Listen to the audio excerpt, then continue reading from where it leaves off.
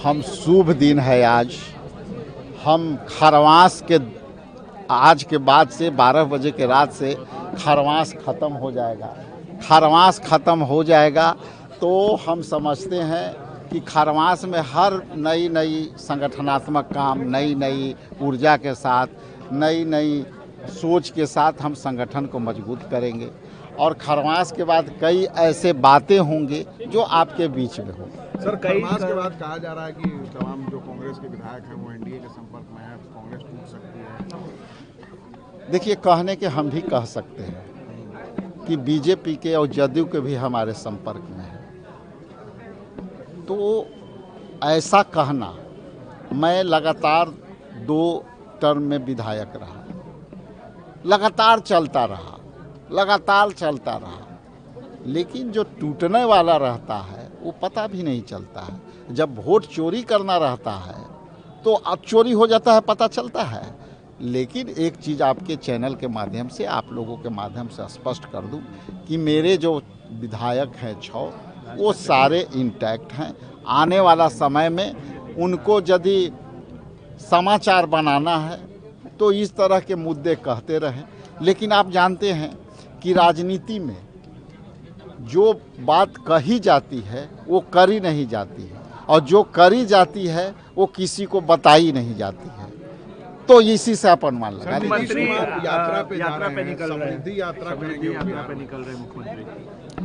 देखिए, हर पार्टियां, मैं लगातार कह रहा हूं कि हर पार्टियां, कोई भी हो, क्षेत्रीय पार्टियां हो, यात्रा जब होता है तो नीतीश कुमार जी निकलते हैं, केवल अफसर बोलते हैं, ऑफिसर बोल करके सारे मुद्दा करके और यस करके। हम उनकी तो कई यात्रा में खुद मैं रहा हूं उनके अपने ज़िला में, तो ये यात्रा का कोई वैल्यू नहीं है। मैं व्यक्तिगत तौर से मैं बता दूं कि जब 2 टर्म विधायक थे, औरंगाबाद में जब ये बैठक होती थी, कई विकास यात्रा हुई, तो समाधान यात्रा हुई। उस समाधान यात्रा से कुछ नहीं निकला। बिहार में भ्रष्टाचार चरम सीमा पर है, उसके लिए उनको यात्रा निकालना चाहिए माननीय मुख्यमंत्री जी को, कि बिहार में भ्रष्टाचार चरम सीमा पर है, लोग परेशान हैं भ्रष्टाचार से, तो उसके लिए भी निकालना चाहिए कि हम भ्रष्टाचार को बिहार से ख़त्म करेंगे। उसके लिए हम यात्रा कर रहे हैं। राज ठाकरे ने कहा है यूपी बिहार के लोगों के लिए, राज ठाकरे ने कहा है यूपी बिहार के लोगों के लिए कि हिंदी भाषा उनके लिए नहीं है, और अगर हिंदी भाषा का उपयोग करेंगे तो उनको लात मार के भगाएंगे, ऐसा कल उन्होंने कहा। देखिए, जितना भी जो लोग बोल रहे हैं कि इनके अंग हैं, ये तो सब बीजेपी के अंग हैं लोग, और बीजेपी के ही समर्थक रहे हैं लोग, विचारधारा भी उसी तरह का है। तो ये तो सवाल बनता है बीजेपी के लिए ना कि साहब, आप केंद्र में सत्ता में हो, चूंकि जब फेडरल हम नेशनल है और हमारा डेमोक्रेसी पूरे देश का एक संविधान है, हम सब संविधान के लोग एक साथ मिलजुल करके आपसी सौहार्द के साथ रहते हैं।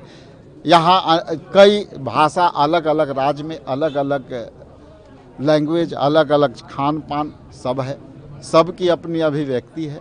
तो आखिर ये अभिव्यक्ति की आज़ादी क्यों ख़त्म कर रही है? और बीजेपी खुद अलग अलग प्लेटफार्म से बोल रही है। ये क्षेत्रीयता के आधार पर राजनीति करने वाले लोग, बीजेपी से ये सवाल बनता है कि इस तरह के सवालों का जवाब और विराम क्यों देंगे। यहाँ के एक मंत्री हैं जो बेगूसराय के रहने वाले हैं केंद्र में, वो किस तरह के वक्तव्य देते हैं। आप मांझी जी, बिहार की बेटियों के बोली लगी, एक जो है बीजेपी के कार्यकर्ता ने, मंत्री के हस्बैंड ने बिहार की बेटियों को बोली लगाई और मांझी जी ने उसका समर्थन किया। तो मांझी जी के से तो कोई सवाल नहीं हो रहा है। मांझी जी से मैं सवाल करता हूं कि आखिर आप उन जो है लोगों के समर्थन क्यों कर रहे हैं? क्या आपको सत्ता इतना प्यारी हो गई है कि बिहार के बेटी लगा के आवाज़ देने वाली, बेटी के बोली लगाने वाली, उसको आप समर्थन कर रहे हैं? क्या आपकी कुर्सी खतरे में है? क्या आप मंत्री बने रहना चाहते हैं और बेटियों की जो बोली लगती है उस बोली को आप समर्थन कर रहे हैं? इसलिए आपके माध्यम से मैं सवाल किया हूं, उनसे पूछ के बता।